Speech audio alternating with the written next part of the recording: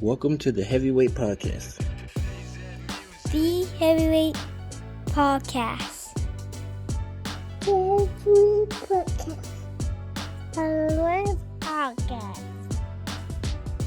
You listen. We can weigh in on some heavy shit, you know. Yo. Clearly we made a mistake because 40 is hosting episode 40. And I'm with these three guys. Could you please state your names? McFly. I'm Kevin Wendell. Mr. Murphy. I'm only Mr. You said Mr. Murphy? We don't entertain. We starting like this? We don't entertain Juicy. On 40? On episode 40, we can start like this? I don't mean Eddie Murphy. Shreddy Murphy. Still Shreddy. Shred and cheese? No? Okay. The slopes. Y'all keep forgetting, man. All right. So how have your weeks been? I'm good. Mine was uneventful, luckily. Thank God. I just went to work in 3 days. 3-day work week. I grilled meat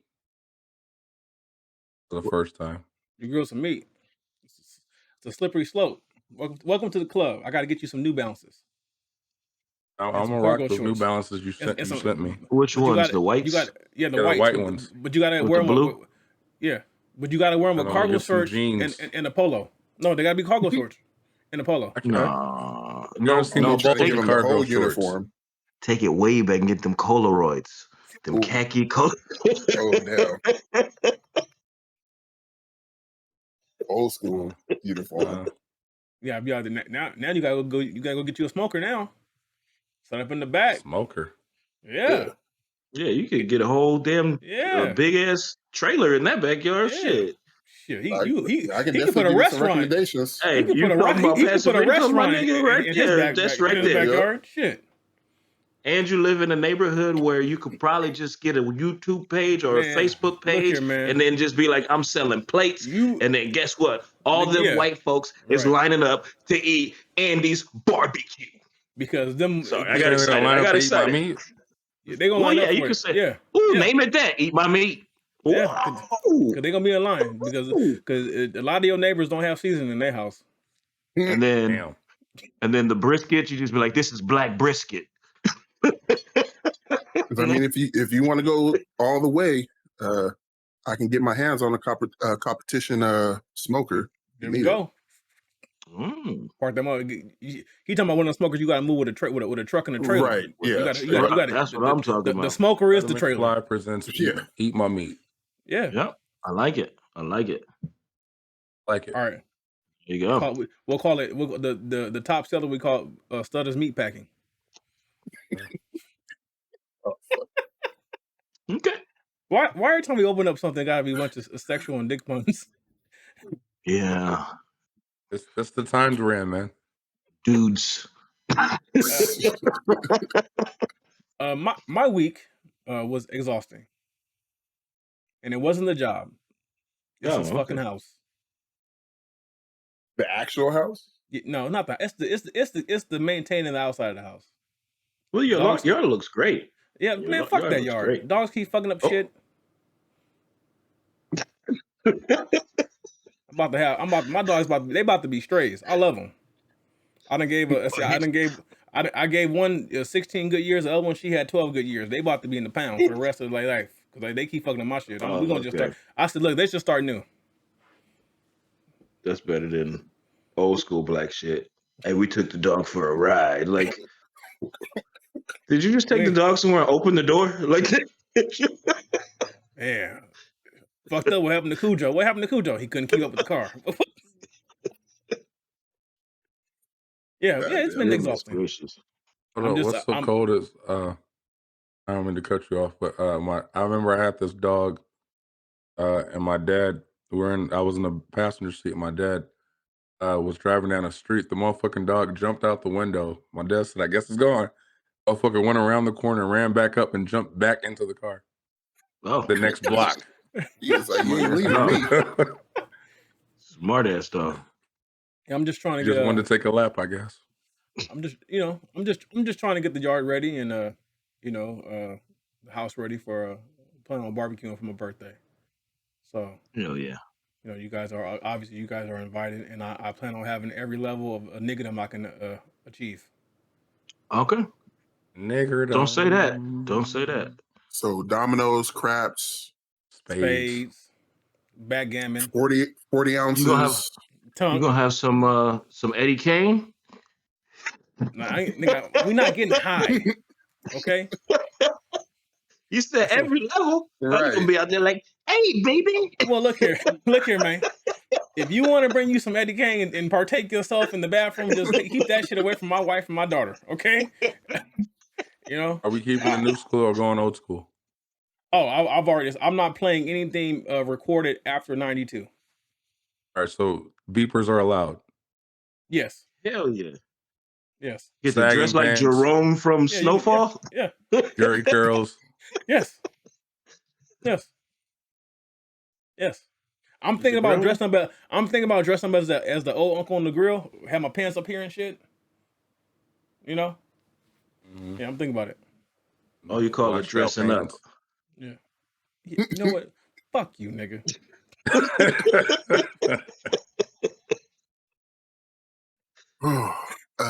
My week has been still battling these fucking allergies and still on the career searching and also apartment searching. Let me say this, Kiki. You just triggered me. Nigga, you might not want to come to the party then, because my backyard, since it's been fixed, is full of hummingbirds and fucking bees. They came back with a vent. Like, oh, nigga, you cleaned up? We move right back in. The pollen level on the pollen level in my backyard is all-time high. That means I probably I'm gonna have to wear a mask the whole entire time. It's at an all-time high. What happened? But go ahead. For me, I just said Nirvana. Oh, shit. They found their Nirvana. They're at peace. They're like, oh, yes. At peace. When I spray them motherfuckers next weekend. But yeah, it's trying to put the past in the past and trying to get the future cracking solo this time. See how that goes. Solo. Nice move. Yeah. Look, hey man. Hey. What? According to a couple of these new Facebook groups I'm in, all these women want is $50 on the dresser.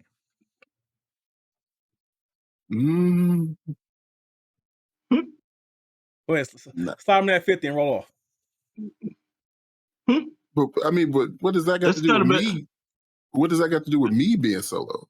Yes, so I'm saying you can stay solo, but keep your sanity. Yeah. I don't know about you, but I got to get one off, nigga. Oh yeah. But you could get rent pay for some of them. What? Huh? You can get what? What? Rent pay from some. Oh, yeah. I mean, obviously, you gotta go down there, get a little cougar site. Yeah, that's always the plan. I'm gonna ask something. It might go into what we're gonna start with, but go ahead. Are we past the? Is there an age for like the cougars to not pick? I think are we past that age? Hell no. What you talking I think about? we're past that age. I think we just have to. No, we're not past the. No, we're not. We're prime cougar age. We're past the MILF. Are we? The MILF. We're MILF. We're past the MILF. Now we're going into the GILFs. It's the grandmas looking at us now. Yeah, but because we're married to the MILFs. Us. So now, yeah, the cougars want us. Oh, I see what you're saying. We ain't like young no more. No. I think it's a small demographic of cougars that want us, like the ones that don't, like they want something a little younger but a little mature, still got their shit together. I mean, it's how you, I guess, present yourself. You could still look young to them. And then when I'm 37, they're like, ugh. Yeah. On some Barney Stinson shit.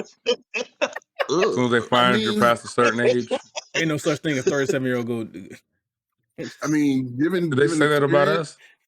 Given experience being in Orange County, my current age it's not going to matter.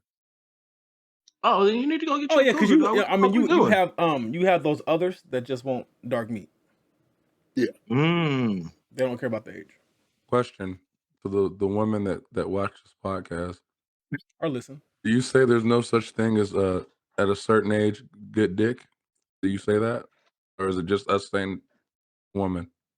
Like, do they go, man? You know, ain't no such thing as 36 good dick, or something like that. Like, do they say that about us? They probably. I think, yeah, I get what you're saying. Because we all know there's no I've never thought to ask that question. Now I'm thinking about it. Like, we all know that there's no such thing as 36-year-old pussy. I told my wife she got 8 months. Got to trade her out. All right. Like ours is probably like way younger than that. Like, there ain't no such thing as 23-year-old good dick. Mo's not making it to 41. Mo did it again. Mo's not making it to 41. He did it again. My wife's always like, I'm younger than you. Not by that much, nigga. Calm down. Yeah. Well, you said your birthday parties when? Right. It's not happening. It's not happening. No. the invites will be personal. I'm not going to say. I don't want everybody to listen to the pod show. Oh, but I'm more or less saying, is it going to happen? Well, no. So will it happen before or after this airs? Look, this it's gonna be after this airs. But what you guys gotta understand is that my wife, she won't kill me because she wants my daughter to have a father. So I'm safe until she's a teenager. So are you gonna be cooking in the cast? Right. In the wheelchair. The hey guys, you happy with these burgers? You look like what's his name? Man. Steve Buscemi and Grown Ups, where you got the two casts like this, and you're over there at the grill like this, like, hey man, can somebody go ahead and flip that for me? No, I should be straight. My wife has a sense of humor, man. That's why we together. She gets it. We laugh. We do stupid Hell shit. Hell yeah. I had her the other day. I hope so. The other day I had her on a whole string and she was making inappropriate references to jokes. I said, you finally came around. But I've also heard you say that she told you you're not that funny too. So yeah, but it depends on the experience. Hold on. We all know where that comes from. If you don't say that, if you say that, tell the whole fucking story. Okay? I'm saying you're extreme, tell the whole story. Like, it depends on the mode. That's what I'm saying. The levels. No. She told me I wasn't funny because I was talking to a cashier and the cashier was kikiing, laughing, smiling, and she was vibing. And she slipped at me and said, "Nigga, you ain't that." Like she was trying to like saying, "Don't let your head get too big." But I was letting her know that if I wanted to, I still got game. I could pull these bitches. I'm saying there's levels to it. Like so, when she's in that mood, it's not gonna be funny. Like I'm saying, the food may or may not happen depending on what she's feeling. She ain't gonna want to cook everything, nigga. So it ain't gonna happen. You almost got that cashier beat up. Why you do that? She ain't gonna beat up. Why you do that to that poor cashier? She ain't gonna beat up no cashier, man. He was over there like, you don't have yeah, man. You know, can't help it, man. I'm just you could go back to that store and she ain't gonna be there no more. She's still there. I saw her the day. Well, yeah. Let's roll in. You roll in? Let's roll it. What's the first story? The first was the I can't do anything till the end or anything properly. See that one? I'll read it. So the title is I can't do anything till the end or do anything properly. It says I'm in my last year of college. I think that around the second semester I became exhausted and mentally unstable. My grades became worse. I abandoned my hobbies and felt really bad about it. I kind of have time for them. It's not like I'm working 24/7 as I was in the past, but I just want to rest and do nothing. And I feel bad about it. I also feel really unmotivated to study, which is weird because I have final exams and my thesis soon. So now it's time to start getting things done. But I waste a lot of time on having to rest and then worry about it, so it eventually feel even worse. Overall, I feel like I am either having I'm neither having proper rest because I'm worried all the time, nor am I being productive. I still have things to get done, and I just don't know. And I just know that I could be being much more productive. I don't know, but my only wish now is to do something for like a month, but I don't know why. Is that because I feel like I'm overworked? You think they seem burned out and possibly starting depression? Yeah, because she said thesis, so I'm gonna assume that this is either a master's or a doctor's degree.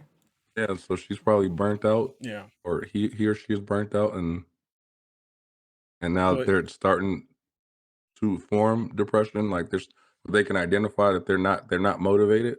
Like, because when I read it, it that's a definitely good thing. it definitely seems like early stages of depression. But I think they're trying to figure out like, why do I even feel this way? Like, what's triggering these thoughts? Because Yeah. it sounds like they were going hard in the paint for so long, and now they're I'll tell close to the you, figure line and the finish line, and they're like kind of unmotivated.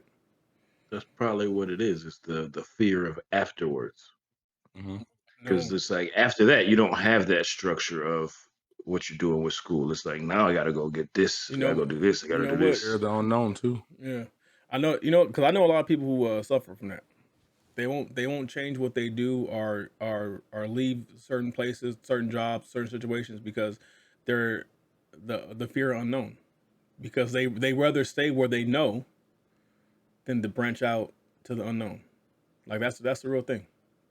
Yeah, I know I struggle with it sometimes, but it's a it's a I gotta fight myself to do the change. I Like that always might be tell part people of. I always tell people that the saying is the grass isn't always greener. It's not the grass isn't never greener. Yeah, So I mean, it's if you your gotta take grass, a risk. so if your grass got brown spots, it may be better over there. But you won't know unless you take the risk. Like you got to be willing to take the risk. You got to be willing to make the jump. But yeah, Yeah, it does. It sounds like he or she, them, they. I don't know. In this world, uh, I agree with that. Like they're burnt out. Like, and I think it might be a combination of both. They're burnt out, and then they're just afraid of what happens after. Because after, yeah, as someone who went to college, after is when it gets serious. Because that's when just you got to finish though. start paying shit and live a real life But and the they need to bills truly finish. outdo. Yeah. If they're that far, they need to finish Yeah. because it's a regretful thing. I can promise you that. It's one thing I have that is a regret, and it's not over. It's not like I can't go back and finish, but finish. Like if you're that far and you made that decision to go that far, just finish it. Because like, what did I got? I think I have like a semester or maybe a year left of Like college, and that I have exactly 10 classes and I won't take them. 10 classes left. Yeah, and I won't take them. Yeah, I can't. I don't want to not. I don't want There's to no leave point. that. There's no point now. Why not? It's just there's a lot of work I put in. I want to I'm finish it. doing well. I'm doing well for myself where I'm at. There's no point. It has nothing to do with that sometimes though. Sometimes it's finishing what you started. Like and it's saying, hey, That's what I doesn't tell matter my how long it wife. takes. I don't care if you're knocking the door. I'm gonna finish what I started. You- My bad. My mind always in the gutter. On the flip side, I can actually identify getting stuck in that rut of wanting to be productive, but feeling like you can't be productive at the same time. And how you guys say it might also, be like the early stages of depression, it damn near might be because like reading that definitely struck a chord with me because I'm well, find that myself, and I've been finding it for a while where like you want to do all these things and you can actively be doing these things and then you just get overwhelmed and like mentally you kind of just break down and you feel like damn you're tired all the time so you feel like damn I gotta rest all the time but while you're The resting you're not doing the things that you feel like you should be doing and then you get and stuck in this cycle and that's kind of what it sounds like they're in those beginning stages of getting in that cycle that they've never been in before And I would just say this. I've learned this. My wife told me this, and you know, very seldom she's right. She's right in this regards. Just start. He is all right. Yeah. Yeah, that is great advice. That is just start. Yes. Just start. A lot. Hey, is it palm trees? There's a lot. Why of the things. random shade? There's me personally, there's a lot of things that I know I have to do, that I need to do, and I kind of, I'm a procrastinator. I always have been. But like she said, just start, because she knows, like, once I start something, then it's like I'm hyper focused till I finish. So it's all about just start. Goddamn school. Yeah, right. So it's like just start. Just start. The school thing for me, Kevin, I realized it wasn't for me. I get it. I went to school because that was aspirations that someone else wanted for me. School ain't my thing either, but I'm like, I put so much work into that shit. You gonna give me that goddamn paper.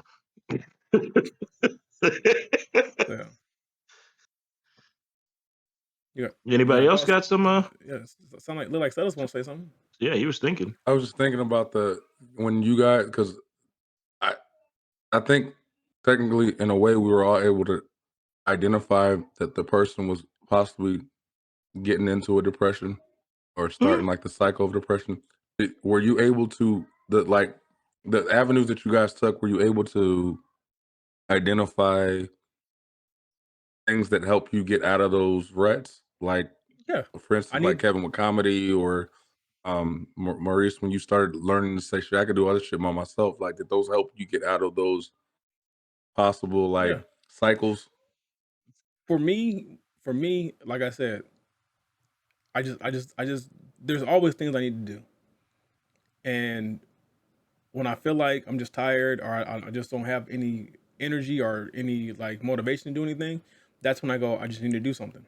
Like, rather, it doesn't have to necessarily be something around the house. Like, if I just get up and just, I don't know, if I can hop on a bike or just walk to the block. It's just the point of it is just let's not be on the couch. Let's not be in the bed. Let's just be somewhere else. Let's be somewhere else, because once you move yourself out of that, it's all about removing yourself from that environment. Remove yourself from that environment. Go see the sun. Like Pete Davidson was saying.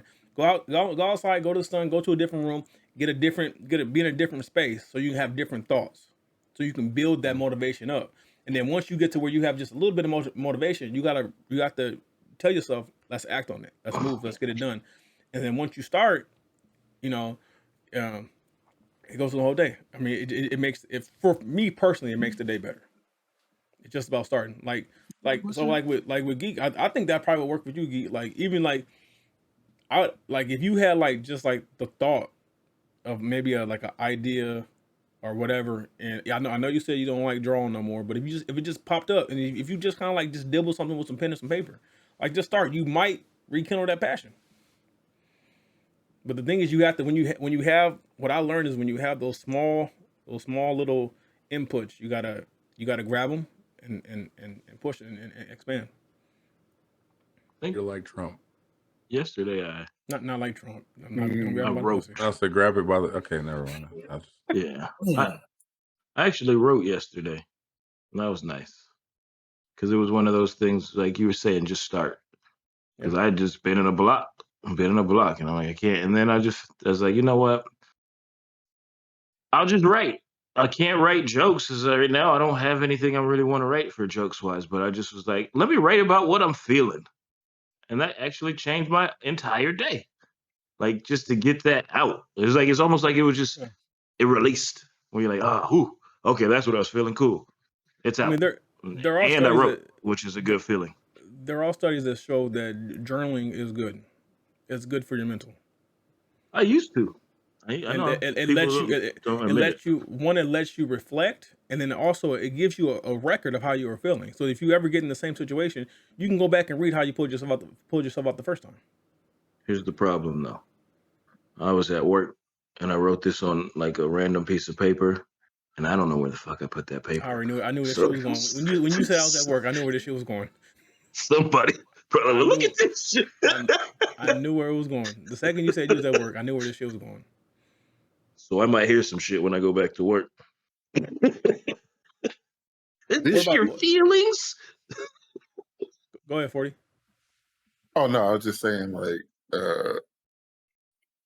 the touch on like you brought up art and stuff like that. I've done it. I've went out at center, got a sketchbook and a pen, and I don't know. It's just one of those things where I just need to find that thing, and I just haven't found it yet. Now, Well, let me ask you I can't this. say that. Let me ask you this real quick. When you got the sketchbook and you got the pen and you started to dibble, did you have any negative emotions or negative thoughts when that happened? Yes. So I would say identify why those thoughts come up there, because I think from how you describe it, you had a passion for the art. So I think if you identify why those, if you, like Kevin say, if you deal with the problem, because the problem is not you drawing, the problem is the thought behind you drawing. So if you remove the negative from what was a passion, you might get your passion back. I think the fact that you even entertain buying a notebook and pen and all that is telling. But it has nothing to do with art while you're not drawing, I think. And again, I mean, the story behind that was I was associating with artists, like actual like illustrators and stuff like that. So watching them, watching them do things, they would ask me for advice. My advice is a little outdated, but hanging out with them and stuff like that, like it kind of sparked me wanting to try to pick it back up. And I tried it for about a month and a half, and it just wasn't. It wasn't the time. It just, I mean, I've tried it a couple of times, but in with things involving your mental, you get credit for the attempt. Yeah. Well, what I was going to say the one is, area in life you get credit for the attempt. Well, what I was going to say was the thing lately that has been a little more positive is the D&D side of things. How I've been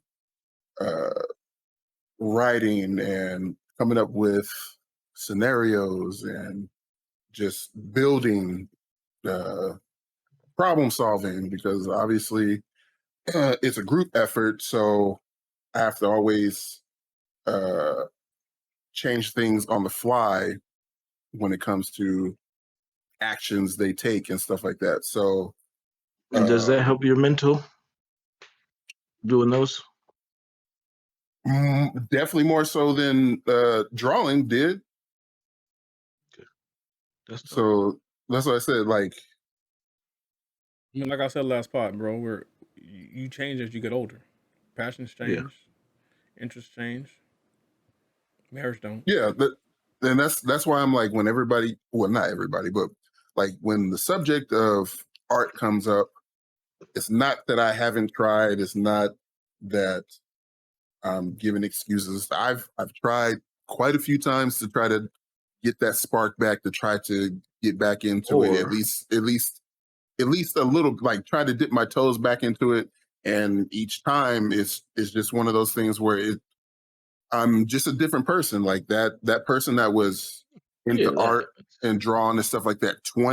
I was getting in trouble in class because I was drawing all the time. So yeah, it almost sounds like you do it to try to see, because other people say shit.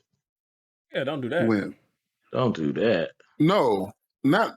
I mean, the last time it wasn't even anybody saying anything. It was just me being around other artists.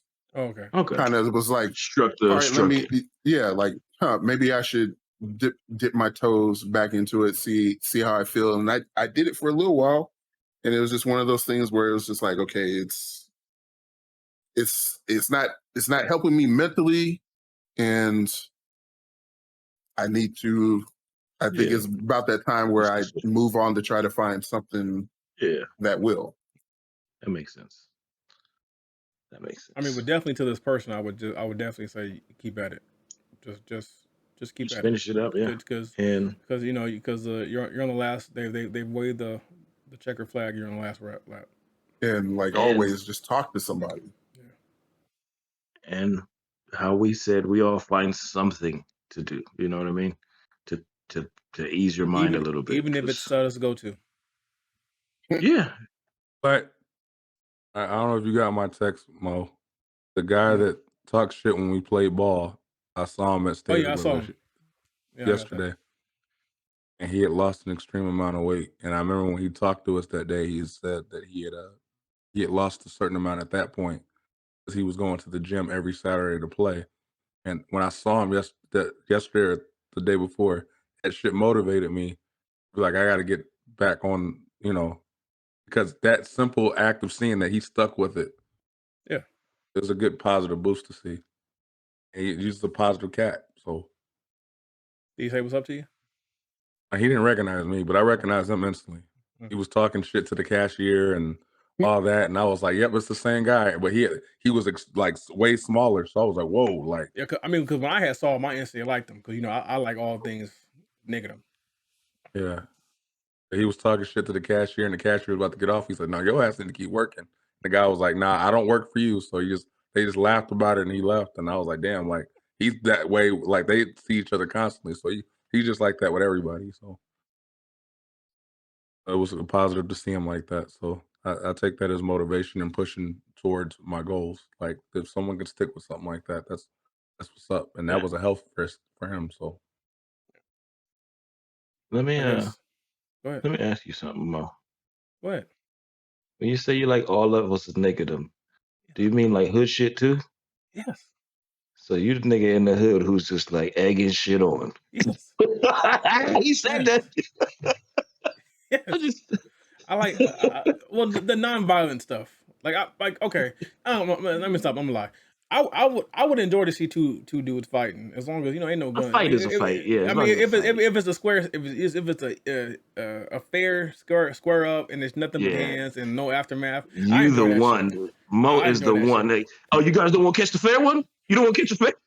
Hey, no, I'm the one tomorrow. Hey, nobody jump in. Nobody jump in. 1-on-1.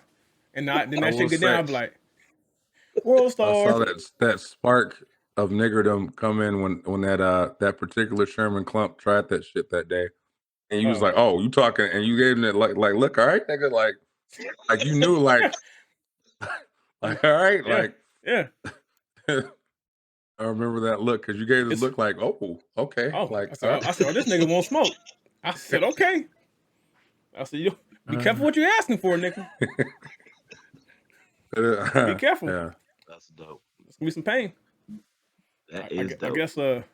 I guess I'll just jump in here. So we got another reaction too.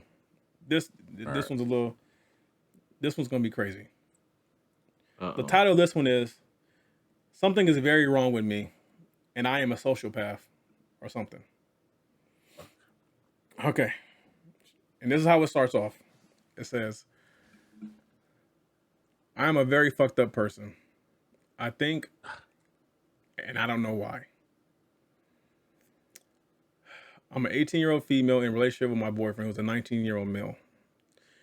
And the relationship is very much, I hate you. Don't leave me. Sometimes he repulses me. Sometimes I'm disgusted by him and loathe his touch. But sometimes I feel so hopelessly desperate in love that I would kill myself if he ever left me. I am a horribly toxic, manipulative girlfriend. I'm so terrified of him leaving me or something for someone better that I've been feeding him high-calorie sweets and weight gainer shakes that I disguise as healthy snacks in order to make him gain weight.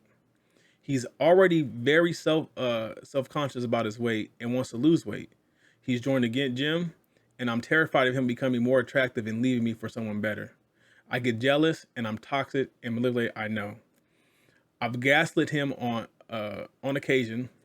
I've gaslit the people closest to me on occasion. I've gaslit my brother and said awful things and screamed and accused him of not trusting me. For example, I cheated in past relationships. I told every one of my boyfriends that I was they were my first kiss because I thought it would make me more special in their eyes and that they would love me more. I'm emotionally cheating on my boyfriend currently with not safe for work Reddit accounts where I post nudes and I sex other guys. I enjoy the attention. I even make posts looking for hookups and then talk to the guys in my area on Tinder, leading them on, but never hook up. I ghost them when I get bored. Then she says, I cut myself to cope with my problem. Okay. I drink to feel happy. I have an eating disorder, and I am on a restrict/binge cycle right now. My sense of self is so unstable, so incredibly volatile. I hate myself. I hate everyone. I need people to love me. I hate that I need them. I hate that I'm like this. I don't understand what's wrong with me. I don't intend to change. I know objectively, logically, that this isn't fucking normal. A normal person doesn't treat others this way. Am I insane? Am I a sociopath? And my answer to you is yes, but you can get help. Yeah, and the I fact that think you can identify it, shit, like go get help. Fuck. I think she's not a sociopath. I think she is extremely messed up. But She's yeah, Debbie. She's Debbie and Adam families too. yeah, I don't. But she needs help, severe, like a lot of help. The cutting herself was where it's like, oh, you need help 100%. immediately because Yeah. like you're going, Yeah. like you could mess up. Yeah. You can mess up because she's doing all this to feel love, to feel loved, to feel something. So that to me makes me feel like, and again, I gotta say that not a doctor, so it's not like I could diagnose her that she's not in the sociopath space, but she's just so jacked up that all the things she does is geared to help herself somehow, but it's actually harmful. Yeah. Like, Isn't it what most sociopaths they they don't they feel lack what they're doing empathy. is wrong. Yeah. Yeah, they don't Yeah. feel Like, what anything they're doing is wrong. Yeah, because she knows At least she's able to identify that she's fucking up. But I think that's one of the hardest things to do is admit something. So the fact that she she wouldn't. admitted it, Yeah, you can seek help. Like honestly, I would go as far as say that she has some type of unresolved childhood trauma. she's 19, right? Yeah. 18, 19, one of those. So Yeah. yeah, she's got a lot. There's something yeah. there's something behind it that's deep that drove her this, and I would probably say more 9 times out of 10 it has something to do with her parents, because it feels as if she doesn't feel loved. Yeah, that's what it sounds like. Because she's going out of her way for the attention. Because she even And not said even when she makes the fake accounts and posts the nudes, it's all for the attention. She wants the attention. She wants to feel like she's someone's world. So this has to come from some type of previous trauma to where she doesn't feel loved or cared about. but she And might she's not looking to buy know it. what love is too. I think Well, that's what the big she's thing is in 18. this. She doesn't know what love is.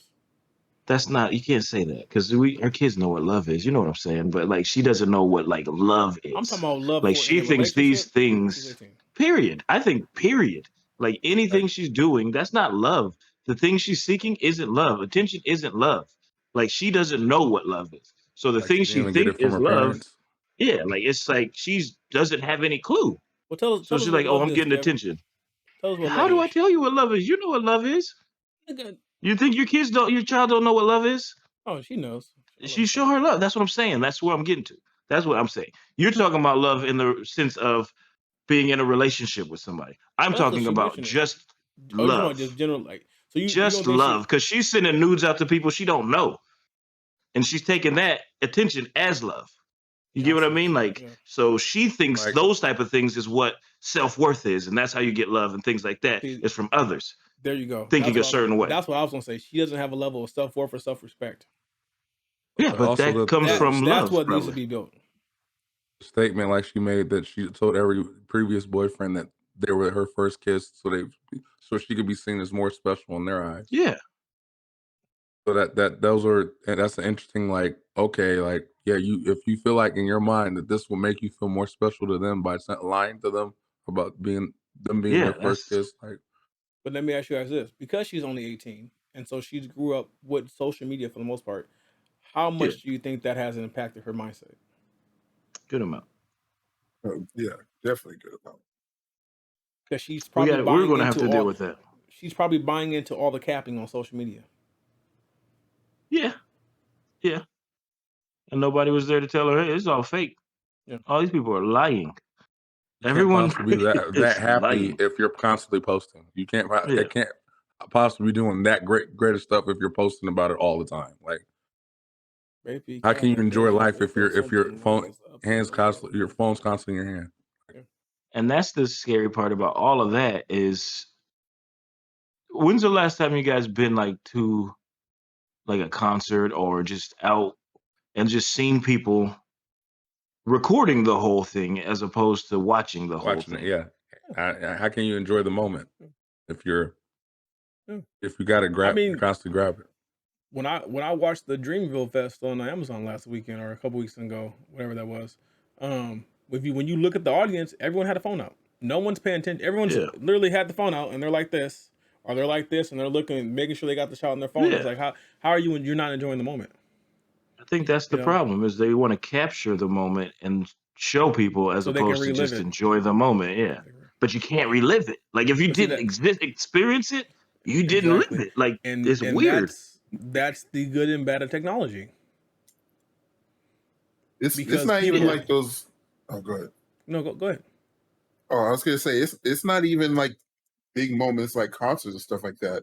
Hell, I went downtown of my city and but you could just see people, instead of just sitting out in the grass just chilling and stuff like that, they're out just taking selfies the entire time. That should be cracking me up. I've seen people sit at the same table and text each other. Yeah, I've seen that. Like, we're here to conversate. I don't understand that. I know in my house we try to do this, at least on the weekends. We try to eat together, so that we have to, and my wife has the rule: when we go out to eat, there's no phones. We're here to enjoy each other's company. There's no phones. We're gonna discuss. We're gonna be how things was when everyone just had that Nokia with Snake on it. I didn't even have that. Back when it cost you 10 cents to send a text. I feel you. Yeah, that was. Yeah, I remember those days. Yeah. Text that. You better if you text me, it better be something fucking important. Yeah. The back to the call me after 9 days type shit. So I mean, I just think that it's weird that social media is to me is just so it's weird and it's funny, because social media, the whole point about social media is supposed to be about making connections. Yeah. But then everyone on social media feels unconnected, because in your real life you have no one to talk to. Like, you lied about a shit. Yeah. Yeah. You have 3,000 friends on social media, but you don't even know who your neighbor is. Mm-hmm. You're not living. You're already living in the metaverse. Because your life is on social media. Think of all the things that they pretended to be to make it seem a certain way, and now they don't even want to meet other people because they might actually see them for who they are. They're on social media saying, "This is what I can tell everyone I am," as opposed to living who they are. Because you can tell a lot of those Instagram models and TikTok famous people, they all live. They're living in Hollywood, but what they don't tell you is that they got 8 roommates and they got one bed in this room, and they're doing all these weird things to maintain that house, or the person who owns a house is living there and they're just whatever, they're renting a room type shit. And they're taking pictures in other people's cars. Yeah. It's a gift and or a they're curse waking up every morning to drive to Hollywood to appear that they live there, just for perception. So they'll go out of their way to come from wherever and perceptually live out there the entire day to hope to gain some sort of fame. And so I think that this young lady's, like, her sense of self-love, her sense of self-worth, her sense of life in general, all that's messed up. Because I think she's probably been, programmed through social media and what she deems to be love. I think there's just a lack of household. Yeah, I can see that. I I can think see something's torn not up. Something's torn up. not learning. It could barely be a situation where social media raised her because her parents didn't. Yeah. You have cases like that as well. Seek help. That's what I will say is seek help. The biggest See a doctor, go where whoever is professional. Get professional help. That is what needs to happen, especially at such a young age. It is able to be captured, and you have a whole life ahead of you. Get the tools you need. Go be happy. Learn happiness. Find Be it. happy, man. Nothing is more important than your peace. I'm not gonna say happiness. I'm gonna say peace because peace brings happiness. What's funny is like I don't know if you guys see that on TikTok. When I look at TikTok sometimes, there's certain people that post on TikTok, and I realize the whole reason they're posting is to hope that something sticks. Like they're miserable, Most and they're definitely. just hoping that something sticks so they can get fame off of this. They're Like looking for that one viral video to put them in a different circle. and they're Why you just think I put miserable. my You can see. Why you think I put my titties on the internet? I'm not Right? miserable. I just I I'm want saying it to there's stick. people I can literally see in their eyes that they're miserable and they're doing everything in their power to trick themselves out to get somewhere. And the shitty part is they don't understand that's temporary too. Exactly. Mm. And Jermaine Cole said it best. J. Cole shot that song "Love Yours." The meaning behind that song, that is the truest shit in life. Because as long as you're not happy with your life, you're never going to be happy. You have to love yourself and love your life, regardless of what scale or what position you're in. You have to love it. You have to understand that the bad times pave the way for the good times. The bad times are the times where you're learning and you're developing and you're building yourself up. That's what bad times are for. Bad times are to make you strong. That's what they're for. And that leads you to the good times. But if you love and enjoy the journey, you'll be happy. You have to embrace you embrace the positive, reject the negative, and control what you can, and leave the rest up. Forget about the rest. I'm just gonna say I'm so tired of building. Sorry. I'm a master carpenter at this point. That's cool, man. Then you gonna have a dope ass fucking. You gonna have a dope ass tabernacle. Hey man, some this nigga said tabernacle. Preach. Some journeys are longer than others. That's just what it is. You know what I'm saying? Because this is what I think about it. Be real for you. I want to say from 23 until 29, I wasn't shit. I'm gonna just be real. I wasn't shit. I wasn't trying to be nobody. I wasn't progressing. I was just laying in depression for a good 6.5 years. And what made me get up was my wife gave me an ultimatum. That was the start of it. I didn't want to lose her. So I moved a little different. Not much. Just enough to make her happy so she wouldn't be mad. And then she told me she was pregnant, and that changed everything. And then that's when the drive went to 3,000. So it's like, here I am now, and I sit and I think about that period in my life, and I go, man, I wasted so many years.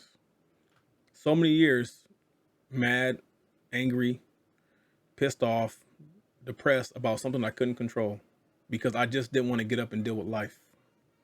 I was being a bitch. And ain't no way around it. I was a bitch.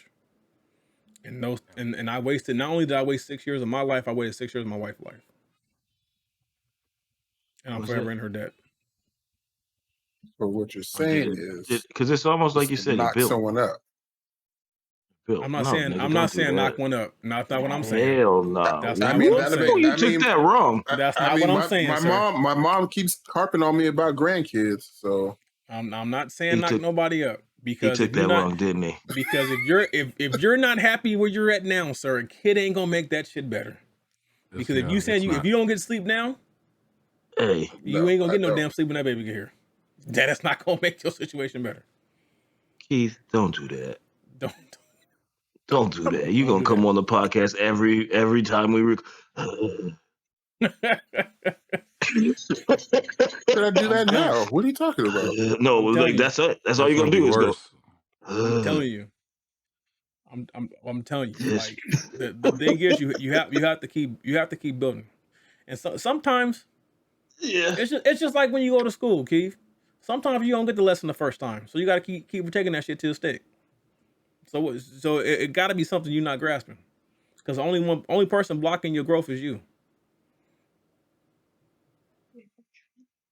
That's life. That's the reality of it. The only person who can block your growth is you.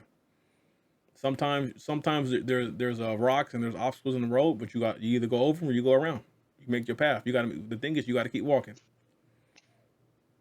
Shit sucks. Shit gets hard. I mean, like I'm not saying my life is cake now. I deal with problems every week. It's just I just keep walking. That's all it is. So the last question for the day, gentlemen, is at what age would you recommend a young man to consider marriage, and why? 30. 30? Why 30? I might even say later than that. Why 30? Just because I watched so much How I Met Your Mother, and Barney Stinson says you can't consider this shit till 30. But it makes sense to me because you want to live out your 20s, getting all the shit that you're curious about out. You don't want to go into a marriage. Yo, what about what curious. Could have been? What could have been? Yeah. You don't want to go into marriage saying, oh man, like I could have done this. I wonder what it would have been like if I had tried this and that. You want all that out of your system when you decide to get married. You don't want the curiosity. Because that curiosity grows. What do you mean? Like if you're out here trying to, you just mean bitches, with a right? threesome, threesome. Oh, you talking about bitches? Okay, because I'm like, shit, I ain't never taken a cruise. Like, I'm kind of curious. No, I'm talking about I'm talking about sexually. We're talking about things you can't do. I got you. Okay. So you want to go out and experience the orgies, the threesomes, whatever you're trying to get into before you do that, because you do not want. Yeah, because you don't want to go into that marriage thinking, man, I still want to do this, and now you're hurting someone else because you're going, I wonder what it's like while you're in something. It's like, well, get that out of your system first, and then and usually the 20s are a good time to. I agree with everything you said except for the age, because I think the age all depends on how fast you live life, and I think it also depends on the woman. Like if you've chose a good woman, because a lot of times, a lot of these women with heads on their shoulders, they know you know when you meet them. Like, so you have to make that decision: is this woman good enough, or not? If it's good enough, am I willing to change now to be that one woman man, or do I want to still solo oaks? You know, now I would say I know a lot of people. I have a lot of friends that's been married a long time, and then I know a lot of people who fucked over their 20s, slept around, and now they're in their 30s and they're still single. And I always, man, if I would have just took so and so seriously, if I would have did so and so, like, or what they're asking wasn't so bad now in the hindsight. So I think it really all depends on. It all depends on all the pieces on the board. You know, sometimes. I mean, because you got to realize. That being said, though, like they wouldn't. I think that their conclusions too wouldn't have come about unless they didn't go through what they went through. Exactly, but sometimes you got to understand. Sometimes you have to weigh the options. I get that, but in that a lot of shit you may be interested. A lot of shit you may be interested in until you try that shit and then you realize that shit ain't for you. I think in the question though is asking an age recommendation, like, because yes, I agree with if that's going good and it's right, and you're like, oh, okay, I should wait till I'm 30. Don't go, well, I'm 25. I'm gonna wait till I'm 30 because she might bounce, be like, nah, we ain't doing this. If you're 25 and things are great and you've done all that, or you don't even desire that, do it then. But I do agree with like the 30 point, because if you're not even like looking into that range, you know what I'm saying? And you just live. And then you get into the dating. But I still, like I said, I still think it depends on the person, because some people live their whole life. Yeah, absolutely. All they want is a wife and a family. That's how they live life. And then you have some people who like, man, when I'm 18, I'm about to be out here slinging it. So it depends on the young man's individual personality, which role he takes. Like I agree, if you want to go out there slinging it and you want to go through shit, yeah, you should wait till you're 30. You should get all that shit out of your system. But if you're a person who don't have that shit in your system anyway, if you find the right girl, mid-20s, but what if you're that's the 20s, thing, yeah, the 18. You know what I'm saying? I'm not saying don't jump into the 18, because at 18 you don't know who the fuck you are. So then there you go. There's got to be some sort of 18. You some don't sort really, of. Yeah, I feel like you don't really know who you are 100% until about 23, 24. So my personal age, I would say anytime. I feel I wouldn't 25. I wouldn't get married until about 24, 25. Yeah. Because I feel like you do need to get the young, because you got to realize at 18 you have this newfound freedom. You know, if you leave home now, there's no one telling you when to go, what to do, when you know what I'm saying. Hey. It's newfound freedom. So now you have to, at 18, you're trying to figure out who you are as a person now, because now you're opening. It's like the world, like the door opening now. It's all this new shit in here. It's like walking into a goddamn store and you ain't never seen none of this shit. So now you gotta navigate that shit. I'm gonna say something. This is probably gonna get me in trouble. This is gonna get me in trouble. Around the, what is it, the 22 to 24, 25 age, with women, from what I've seen growing up, it's a whole phase. It's a whole phase in there.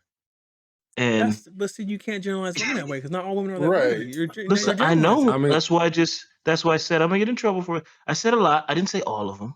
I said there's a lot of No, you're not wrong. You're not wrong, because like I've said before. So it's like my wife has told me conversations with her friends and some of her family, and they out there wilding. They taking penises, nigga.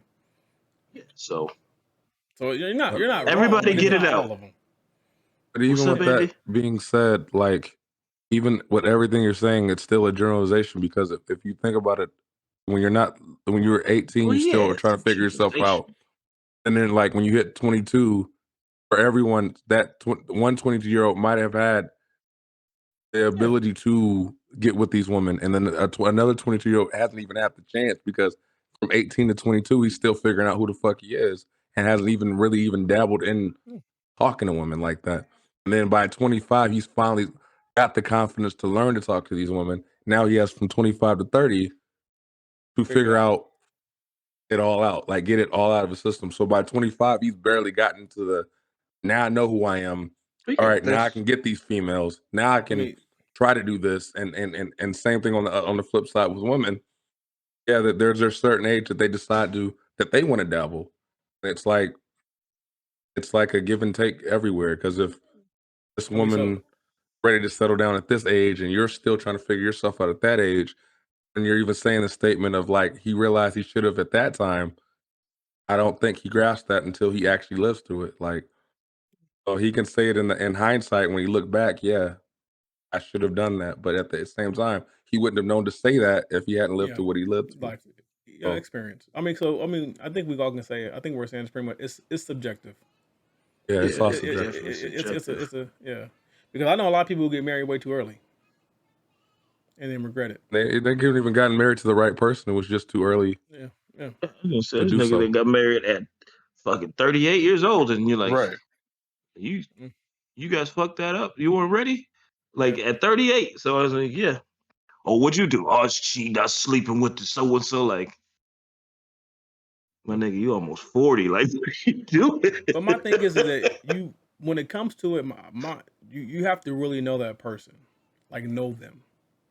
Like you have to get past the we're being pleasant and we're just kind of knowing it. No, you have to know them. And I know a lot of people this is go against this shit, but like you need to. I recommend you living with the person before you marry them, because that's going to tell you, that's when you're going to see who they are. I agree, but then again, yeah, I don't know how people shit work. You can bring all that spiritual relationship in. It's not even that. It's just people shit has worked. So it's like I can't say it has worked. Right. In some cases it has worked, but I'm telling you right now, you don't really know a person till you live with them, and that's whether you're in a relationship with that person or it could be your best. Because I moved in. When I out of college, I've had friends as roommates, and I realized then like this shit don't work, because I'm cool with this nigga when I see him in public, but living with this motherfucker makes me want to choke them the fuck out. You don't really know a person till you live with them. And then it still takes time, because in the beginning they're on their best foot. They're trying not to show you the bad habits. I'm on my best behavior. Eventually they let their guard down. Yeah. But with that being said, this episode, Big 40 Glock, episode 40. Yep. Oh Sorry. shit! I am. But yeah, thank you for tuning in. Subscribe to the YouTube.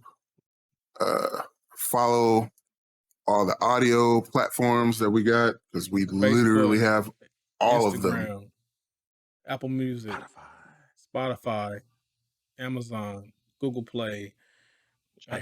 Shit, email me. I'll send you a direct link. You know, I'll send you the fucking file as long as you listen. We fuck with y'all. Thank you, your boy. I'm your boy Mo Lethal. This is Stutter McFly, aka Justin the Barber's son. Rest in peace.